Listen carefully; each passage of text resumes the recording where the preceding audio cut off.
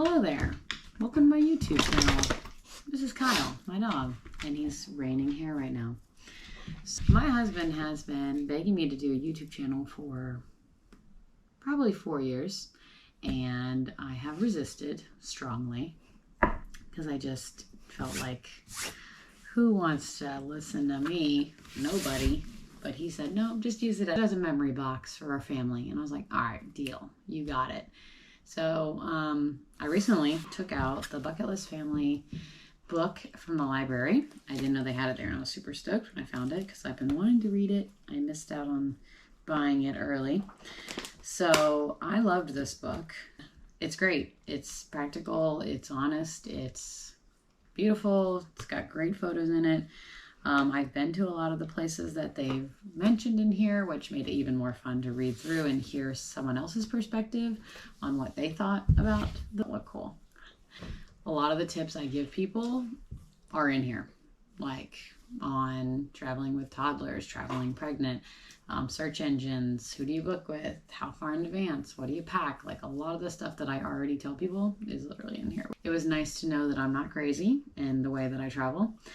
I really loved the part about expectations when traveling and how, you know, sometimes we can really hype ourselves up. And I tell this to people all the time that, like, lower your expectations and just enjoy being together and enjoy the journey. And you're going to have so much more fun. Plan on everything going wrong. And it doesn't mean pack everything in the world, but just means just mentally be prepared for everything to go wrong. And then you are halfway there.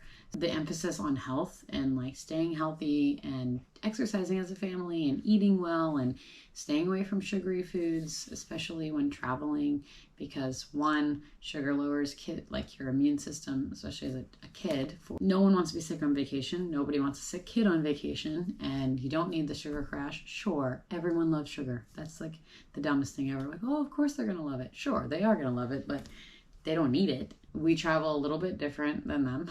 But I know one thing is that, you know, they've done a wide variety of traveling.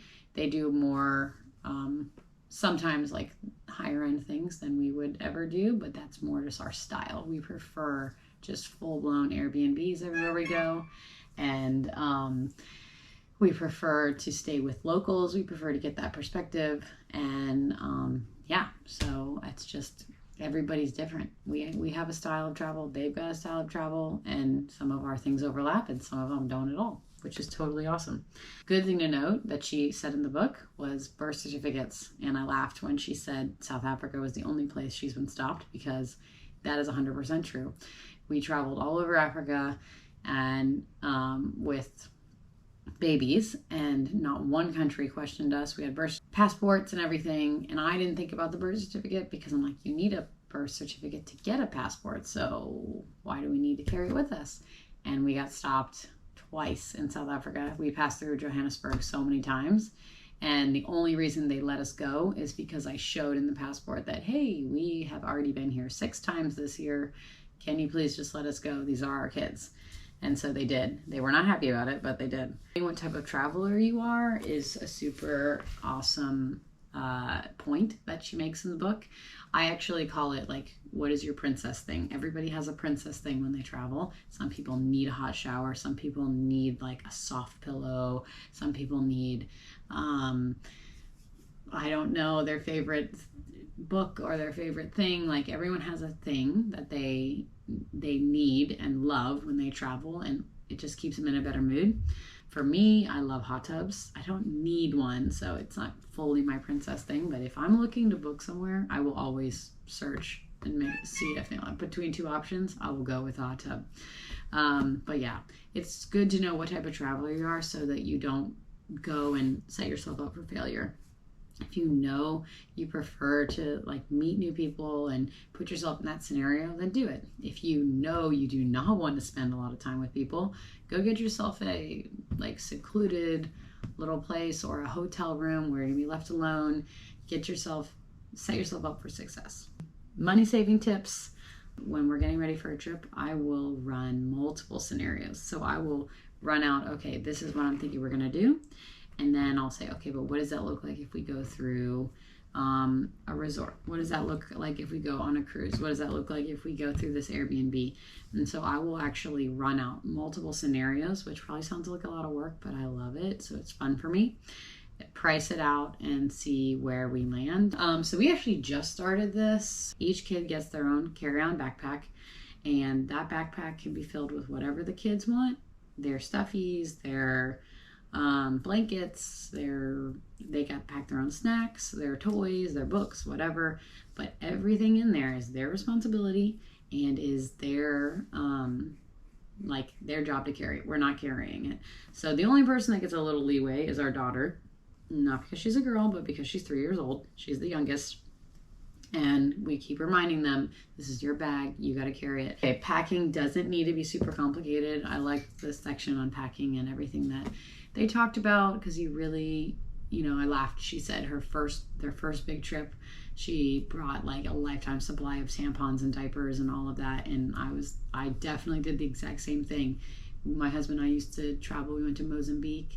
We had 2 huge duffel bags and backpacks and this and that. Like, we had so much stuff for 2 people, which is laughable now because we travel as a family of 5 with 1 suitcase. So we've definitely learned what is necessary and what is not. You can always buy things when you get places.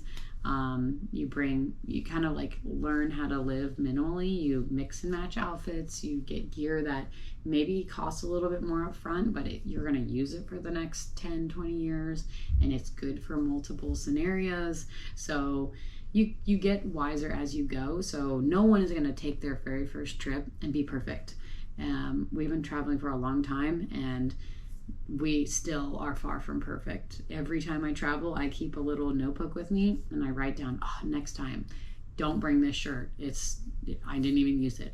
Next time, like, don't forget this. I don't know why I didn't bring it. So it's like giving myself notes for future me, and I think that's super helpful. She talked about melatonin in the book, and she also wrote in there, beware of melatonin, and I would agree because my second child had the opposite reaction as what everyone thinks. Oh, just give them melatonin, give them Benadryl, they'll go down and sleep so well. That kid, it was a flight from Mauritius back to the States, and he was up the whole time, and he was a toddler, and he was very heavy, and my husband and my firstborn were sleeping away, just enjoying themselves, and I'm just sitting there walking up and down the plane for hours and hours because this kid was hyped. So yeah, beware of melatonin. Maybe try it out before you go on a trip, and then make your decision. Now that we have kids, we try and do as minimal layovers as possible, and that's not for bags, it's just for sanity. And then we actually put our kids in pajamas every time we fly, so that they're comfortable, they can sleep in that. They don't care what they look like, they're not trying to impress anybody. So pajamas all the way around. Traveling pregnant, highly recommend it. I did that. Now there's pluses and minuses with it. She talks about that too in the book, how compression socks are good. I never swelled before being pregnant on a plane, and got off the flight and was like, oh my goodness, I can't put my shoes back on. My feet were so swollen. So I did compression socks. Those helped a bunch. And then I actually went to Greece with my husband when I was like 32 weeks pregnant. We were right at the edge of like, they're not going to let me fly. So we went there right before coming back to America, and it was so much fun. The Greek people are so nice. They're so family oriented.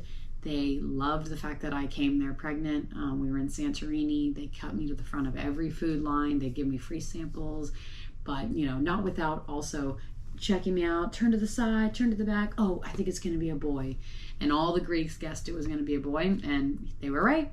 Second half of this book was all about adventures. Or I guess it's part 3, but they talk about a bunch of different places they've been, where to eat, where to stay, just beautiful photos, fun stories they had. We joke because we've been following these guys on social media for a little while, and we're like, either we're following them or they're following us. A lot of these places we were like, oh, we were just there, or like, oh, we're going there. So I love comparing stories And this is a great one. Actually, this is one of the things I love the most about this book is my kids are, they're learning to read, but they're not reading at this level. And so for them to flip through this book and find pictures of places and say, oh, that is so cool, I want to go there, Mom, can we go there? So it just allows us to explore different areas. Then we pull out a map, then we look up the place, find more pictures, what people do there, what do they eat there, and so it's really fun. So I love that about the second half of this book, and it's a really great read. Well done, well written, well designed. I actually really like the texture of the book. I know that's kind of funny, but I do. See, they're called the Bucket List Family. They talk about an actual bucket list. We don't have necessarily a bucket list for traveling. We have like a list of places we would really like to go. So sure, okay, we'll call that a bucket list. And that for us would be New Zealand, Japan, Chile, and Patagonia. Those are all like high on the list. But when it comes to traveling, we don't travel based on our bucket list. We travel based on opportunity, invitation, events, things like that. So, for us, we're Christians, and we really feel like we're not going to go anywhere unless we feel peace that the Lord is open the door for us to go to certain places. We don't want to just willy-nilly either spend the money and just go somewhere for our own desires, because generally they don't work out the way they should, and it's not as fruitful of a time. So for us to go places, we always want a heart of like, what is the Lord's plan in what we're doing, and how can we glorify Him in our time and our actions and everything that we're doing. So so this summer we're going on a trip to a family reunion in Ireland. We'll be visiting a couple churches, meeting with some wonderful church family that we have over in Europe. And it's just going to be a wonderful time. But like I said, it wasn't like, oh, next summer I really want to go to Ireland. I really want to go to England. No, it wasn't really on the list, but like the opportunity came up and the Lord opened the door. So we're going. So that's the kind of, we do things a little bit different, and that's okay. Everybody has their own way they travel, style of travel, and passion, like what's behind, what's your motivation, what's your goal. We cannot all just be like, oh yeah, we all have the same goal. We definitely don't, Some people, like, they really want to eat this certain food while looking at that beautiful thing, or some people really want to just go hiking or go do this certain activity or whatever it is. You may not admit it, but you have something underlying in your desires that you're like, this is my personal goal when it comes to traveling. And I believe, like, ultimately, if you voice those desires, your traveling becomes so much more fun, because everyone knows like what each other expects and what you want out of it, and then you can just enjoy it and have a great time. There you go. Bucket List Family, their traveling book, 50 destinations, lots of tips, lots of wonderful things in here. Little background about them, money saving things. I even learned some pretty cool things in here that I'd never thought to explore, which is really cool. So loved it, highly recommend it, 10 out of 10. Go get this book, go rent this book, go whatever, go explore, check it out. Super cool. If I ever get the chance, I would love to meet this family, but I laugh because we all have our road, and even starting this YouTube page was a challenge for me, because I don't feel like my road is to be the next Bucket List Family.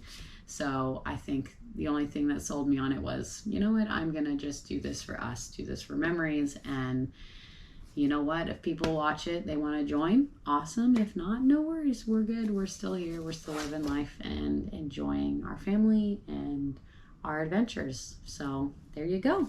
Kyle, you want to say goodbye? That's us. We're the Knispels. Adios.